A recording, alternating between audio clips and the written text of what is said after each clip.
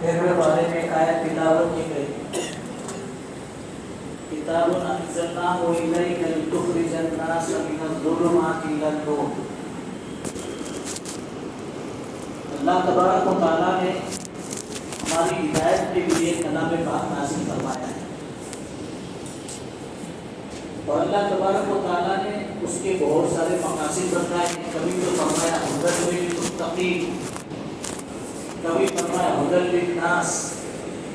اور کبھی فرمایا لتخرج الناس من الظلمات الی النور۔ یہ قرآن پاک اللہ نے اس لیے نازل فرمایا ہے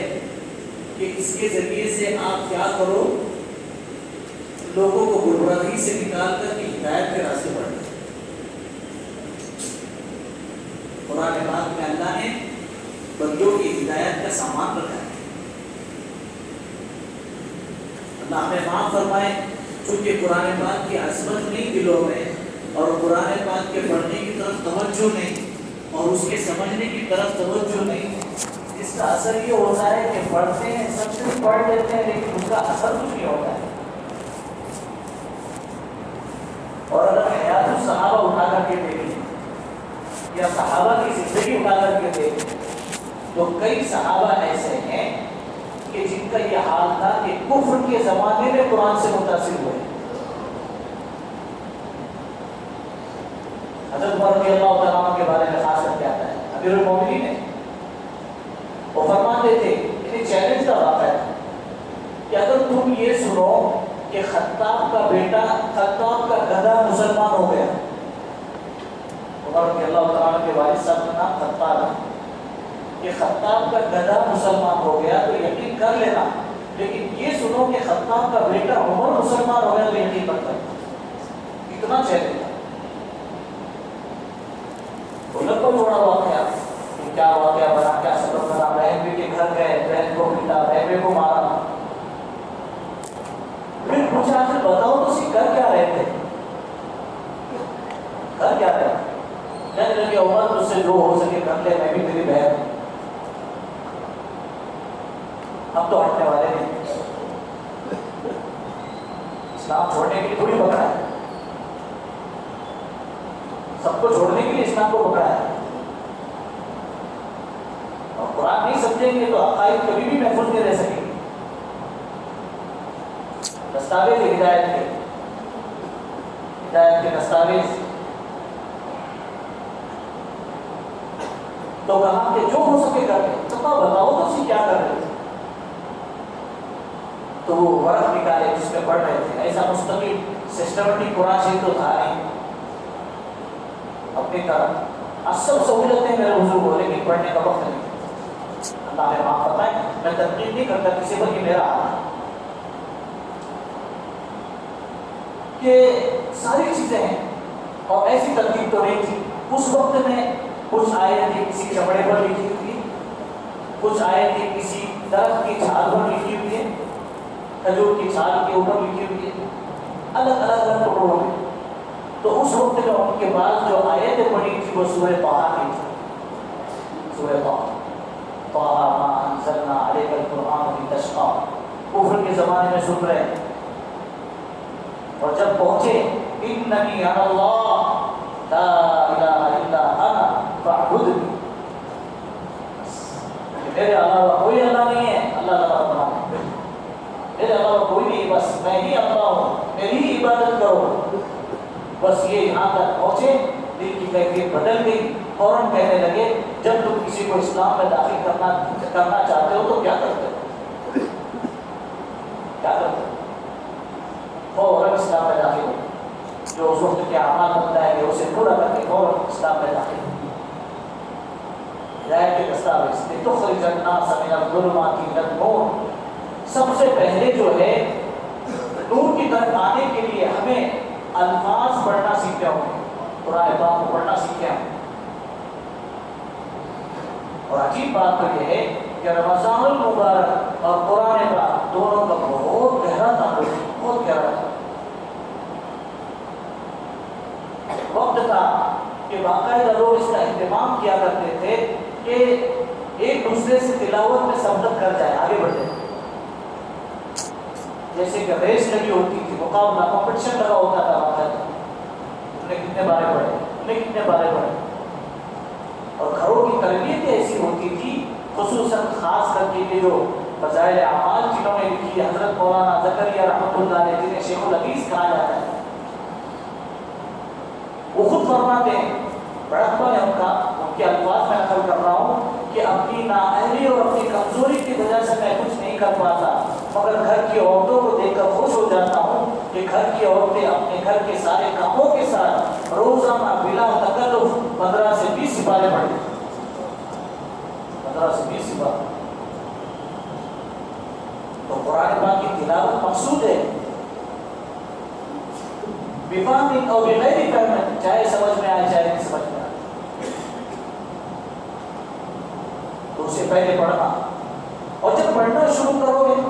تو سب سے پہلے شیطان ماموں آ جائے گے. ماموں سے اپنے تو رشتے میں سے وہ کیا کریں گے،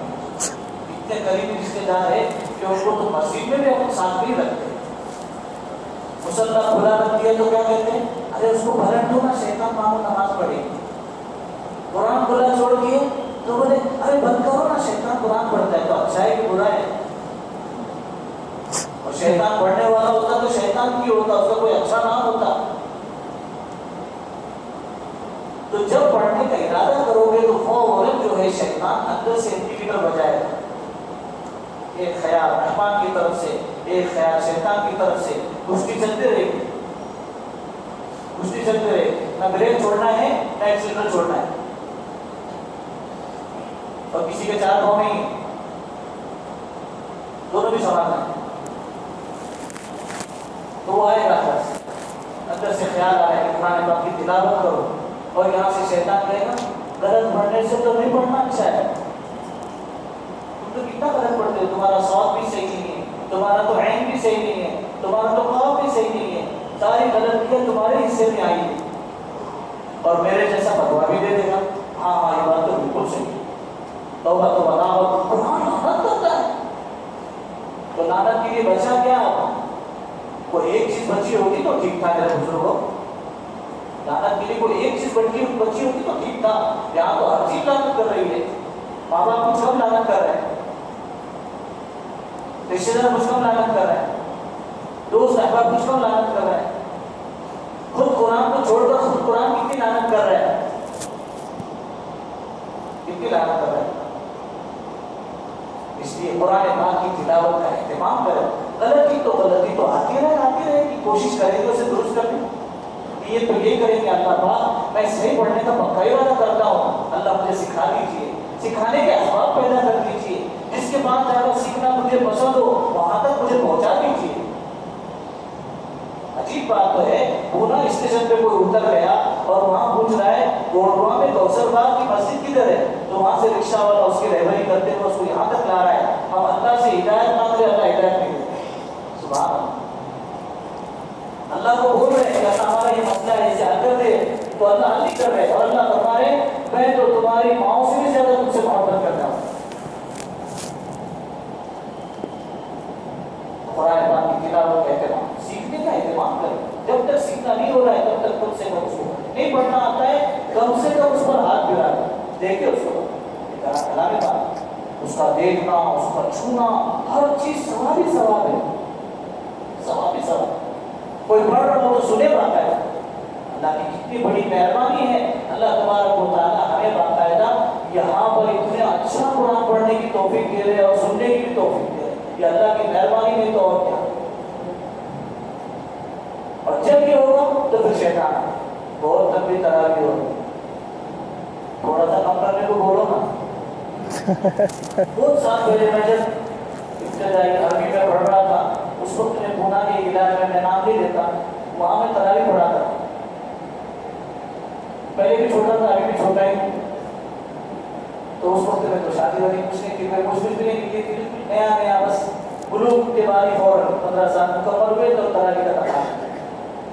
تو وہاں میں تراویح پڑھا تھا. اس وقت میں شارجہ کب چالو تھا، شارجہ کب، تو محلے کے بیچارے لوگ آتے جاتے رہتے تھے، جو بڑے بڑے قسم کے جو لوگ رہتے تھے بیچارے، یا شوقین حضرات، وہ کہتے تھے حبیب جی انہوں کا وہ لفظ تھا حبیب جی آپ تھوڑا سا پڑھو نا، کل کور کر لینا استعمال ہوا یا کوئی پروگرام ہے شادی میں کیا ہے کہ نہیں وہ تمہارے کام کی چیز نہیں ہے، تمہارے کام کی چیز نہیں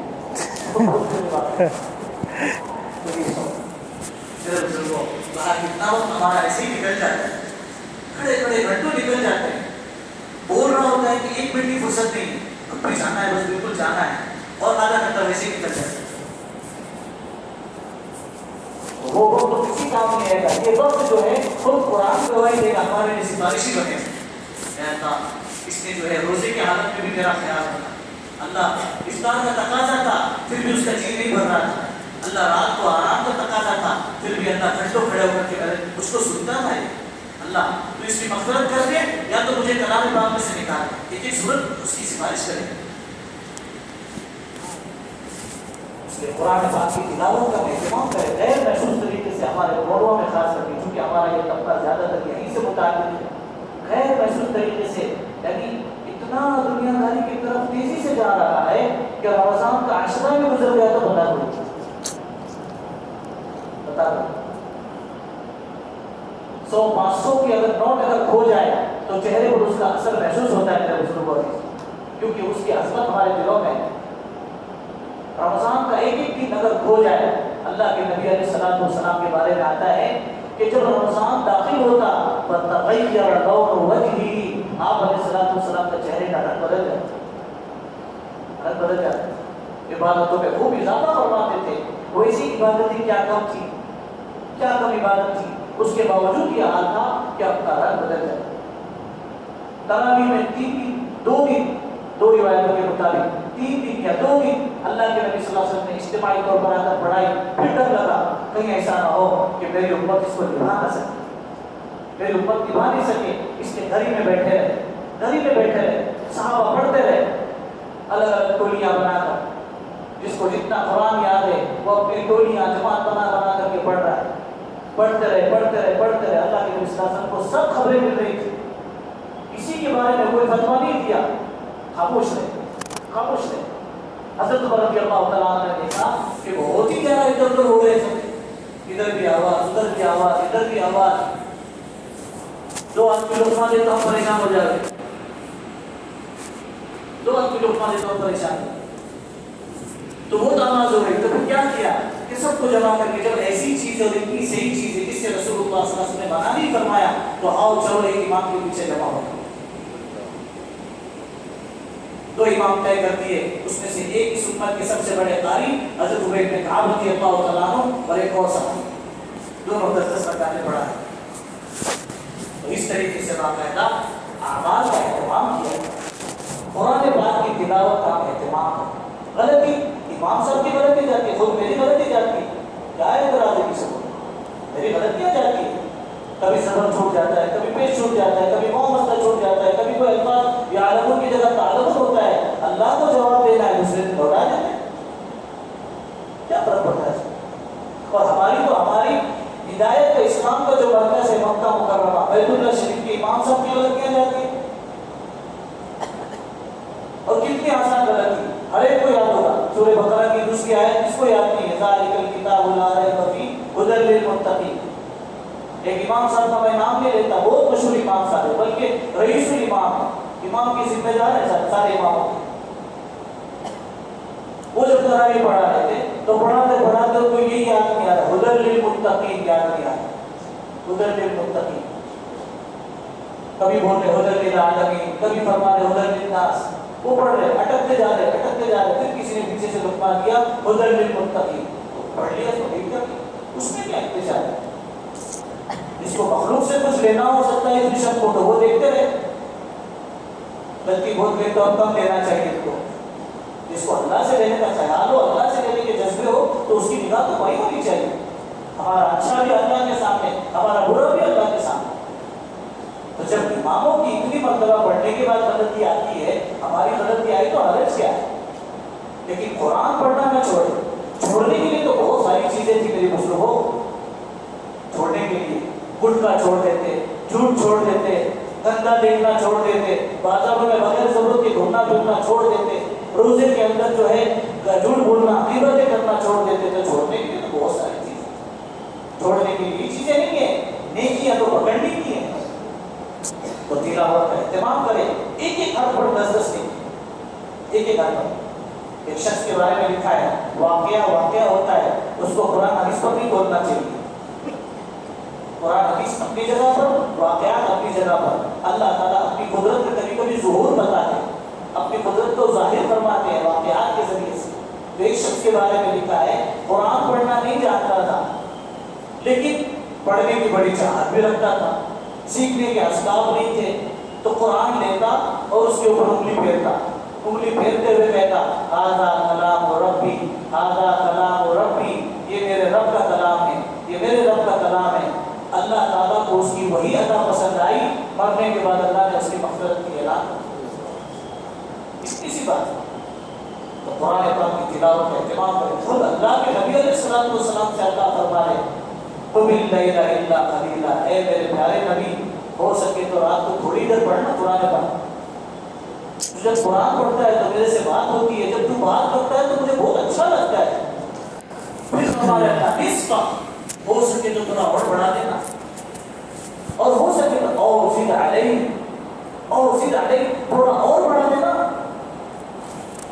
پھر اللہ تعالیٰ فرمائے ایسے پڑھ وَرَتِّلِ الْقُرْآنَ تَرْتِیلًا, میرے پیارے نبی ٹھہر کر اطمینان سے پڑھ. جب تو بات کرتا ہے تو مجھے بہت پیار آتا ہے. قرآن اللہ سے بات ہے, اطمینان سے پڑھنے کی عادت کرنا, اطمینان سے سننے کی عادت کرنا. میرا چیلنج ہے اتنے سالوں کا, کتنا بھی اسپیڈ پڑھو, کتنا بھی اسپیڈ بھاگو, 10 منٹ سے زیادہ اوپر ہو جائے تو کائنات تمہارے نام ہے, اور وہ 10 منٹ مسجد سے باہر نکلنے کو لگے گی. گاڑی تلاش کرتے کرتے, چپل تلاش کرتے کرتے, باتیں کرتے کرتے, ایران قرآن کی کرتے کرتے, واٹس ایپ چیک کرتے کرتے 10 منٹ تو ایسے ہی گزرتے ہیں.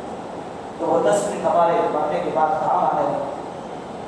اس لیے تھوڑی سی میرا انداز تھوڑا سخت ہوگا, چونکہ آج دوپہر میں ایک جگہ گیا,